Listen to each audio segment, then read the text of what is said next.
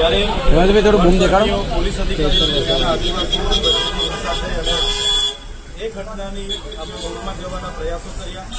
ત્યાંના આગેવાનો સાથે સંપર્ક કર્યા અને ત્યાંની અંદરની માહિતી મેળવવાના પ્રયાસો કર્યા. ત્યારે આ ઘટનાની આવતીકાલના રોજ અમે અમારી લીગલ ટીમ અને અમારા આદિવાસી સમાજના તમામ સંગઠનના પદાધિકારીઓ સાથે સવારે 10:30 વાગે અંબાજી ખાતે માતાજીના દર્શન કરીને ગબ્બર પર્વતે 11 વાગે સૌને મળીને અમે પડાલિયા જવાના છે. અને આ ઝઘડા, આ હિંસાનો મૂળમાં કોણે શરૂઆત કરી અને શા કારણે આ હિંસા થઈ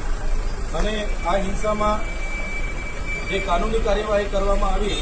ત્યારે માત્ર આદિવાસી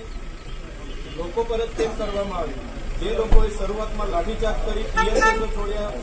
ફાયરિંગ કર્યું, એ પોલીસ અધિકારીઓ પર કેમ કરવામાં ના આવી? પોલીસ અધિકારીઓ દ્વારા, વન અધિકારીઓ દ્વારા આજે ત્યાં કેમ ડિસેમ્બરમાં ત્યાં જઈને ગામ ખાલી કરાવવું પડ્યું, ઘરો તોડવા પડ્યા, લાઠીચાર્જ કરવું પડ્યું, ટીયર ગેસ છોડવા પડ્યા, 50 રાઉન્ડ ફાયરિંગ કરવું પડ્યું? આ તમામ બાબતોને જાણવા માટે આવતીકાલે અમારી સમગ્ર અંબાજીથી ઉમરગામના આદિવાસી સમાજના સંગઠનના પદાધિકારીઓ અમે સૌ અને અમારી લીગલ ટીમની સાથે આ ગામની મુલાકાતે જવાના છે. અને આ ગામમાં જે પણ ઘટના ઘટી છે એમાં મૂળમાં જઈને શું હકીકત છે એ હકીકત જાણીને બહાર લાવીને આવનારા દિવસોમાં લીગલ ટીમ અને આદિવાસીઓને સંવિધાનમાં મળેલા જે પ્રાવધાનો છે, સામાજિક અધિકારો છે, એને કઈ રીતના ઉપયોગ થાય અને ત્યાંના લોકોને કઈ રીતના આમાંથી બહાર કાઢીએ, હિંસા કઈ રીતના રોકાય, એ તમામ બાબતોની આવતીકાલે અમે ત્યાં પહોંચીને ચિંતન કરવાના છે,